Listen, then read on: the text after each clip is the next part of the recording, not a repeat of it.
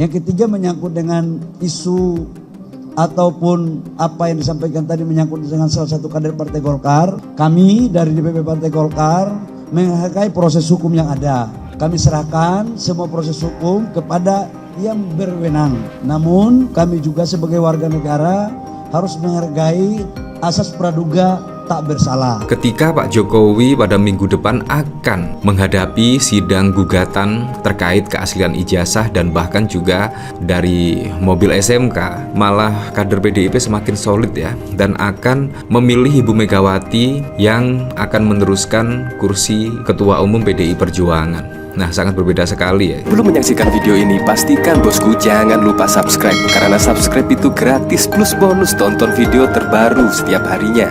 Jangan lupa ya. Nah, memang semenjak pertemuan antara Pak Prabowo dengan Ibu Megawati pada saat lalu itu akan dipastikan membuat peta perpolitikan berubah ya. Banyak yang menganggap pertemuan antara Pak Prabowo dan Ibu Megawati yang akhirnya menciptakan perpolitikan yang sangat berbeda untuk kedepannya. Terlebih setelah pertemuan antara Pak Prabowo dan Ibu Megawati akan ada perombakan kabinet besar-besaran. Isunya memang seperti itu. Apakah akan terjadi dan terlaksana? Ya, kita lihat saja. Bahkan kalau kita lihat dari sini itu seperti halnya terkait kisruh ijazah palsu. Bahkan Pak Jokowi saat ini digugat terkait ijazah palsu dan bahkan terkait wan prestasi mobil SMK. Nah, kemungkinan minggu depan Pak Jokowi juga akan menghadapi 2 gugatan ya. Dan bahkan terkait isu ijazah palsu dan lain sebagainya, terlihatlah loyalis-loyalis Pak Jokowi bahkan ogah membela terkait ijazah palsu, dan bahkan ketika ada gugatan mobil SMK misalkan, bahkan loyalis Pak Jokowi terkesan cuci tangan ya. Ya, dulu Pak Jokowi ketika menjabat sebagai presiden itu bahkan banyak sekali loyalis Pak Jokowi yang masih membela Pak Jokowi. Tetapi saat ini sangat berbeda sekali. Bahkan ketika isu ijazah palsu semakin santer pada saat lalu, bahkan tidak ada pembelaan dari Gibran misalkan, dari Kaesang misalkan, dari Bahlil Lahadalia misalkan, atau bahkan dari Gerindra. Gerindra bahkan juga tidak membela, bahkan dari Gerindra juga tidak ada statement ya terkait polemik ijazah palsu dan lain sebagainya. Nah, ini dari Bahlil ya, ada kejutan ya. Ini bahkan dikomentari oleh Marquez. Sebentar lagi petinggi Partai Golkar ada yang masuk kandang alias Hotel Prodeo, terlibat korupsi apa ya? Nah, kalau kita lihat dari konferensi pers dari Bahlil Lahadalia, Ketua Umum Golkar ini, setidaknya Bahlil Lahadalia itu menghormati proses hukum yang berlaku dan lain sebagainya. Apakah akan ada kader Golkar yang akan menjadi tersangka? Kalau kita lihat pada saat lalu misalkan, bahkan ada kader Golkar yang mencekik pramugari akan dibina bila terbukti bersalah. Nah, akan dibina, artinya kalau kita lihat tidak ada pelanggaran hukum ya, kemungkinan tidak ada pelaporan. Saya kira yang dimaksud dari Bahlil Lahadalia itu ada kader Golkar yang pada saat lalu rame ya, mencekik pramugari dan lain sebagainya. Apakah ini yang dimaksud Bahlil? Kayaknya sih tidak ya. Kalau kita lihat dari pemberitaan di sini, Bahlil Lahadalia akan membina tidaknya pramugari ini bila terbukti bersalah. Lalu siapa yang dimaksud Bahlil Lahadalia pada saat konferensi pers yang lalu? Seperti ini. Yang ketiga menyangkut dengan isu ataupun apa yang disampaikan tadi menyangkut dengan salah satu kader Partai Golkar. Kami dari DPP Partai Golkar menghargai proses hukum yang ada. Kami serahkan semua proses hukum kepada yang berwenang. Namun kami juga sebagai warga negara harus menghargai asas praduga tak bersalah. Biarlah semua itu kita lihat berproses. Ya, seperti itulah. Kalau kita lihat kan yang tersandung itu ada 2 kader Golkar ya. Yang pertama Ridwan Kamil dan yang kedua kader Golkar yang diduga melakukan yang tidak seharusnya dilakukan lah pada pramugari itu. Apakah Ridwan Kamil?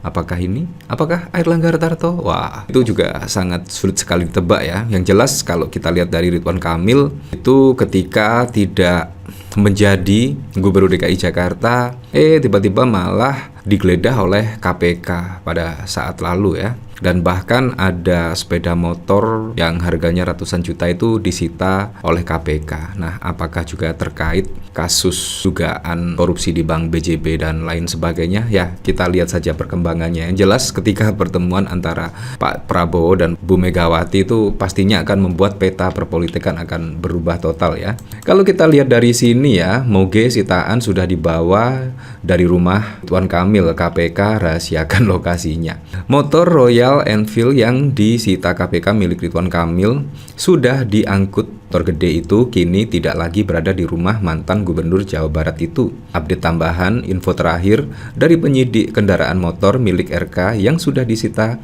sudah tidak lagi berada di rumah RK. Kalau juru bicara KPK, Tessa Mahardika kepada wartawan pada 19 April. Tessa menerangkan motor Royal itu dipindahkan ke tempat yang aman. Kendati demikian, KPK masih merahasiakan lokasinya. Sudah digeser ke lokasi aman oleh penyidik yang tempatnya belum bisa disampaikan saat ini oleh penyidik. Seperti diketahui, motor sitaan itu beberapa waktu lalu belum dibawa ke rumah penyimpanan benda sitaan negara. KPK menyebut motor itu statusnya masih dipinjamkan ke RK. KPK menyita motor itu saat penggeledahan rumah Ridwan Kamil terkait perkara BJB. KPK mengatakan salah satu motor yang disita itu adalah Royal Enfield, 1 unit motor, kata jubir KPK. Nah, jadi seperti itulah apakah Ridwan Kamil yang dimaksud. Yang cukup unik lagi ya, ketika Pak Jokowi pada minggu depan akan menghadapi sidang gugatan terkait keaslian ijazah dan bahkan juga dari mobil SMK.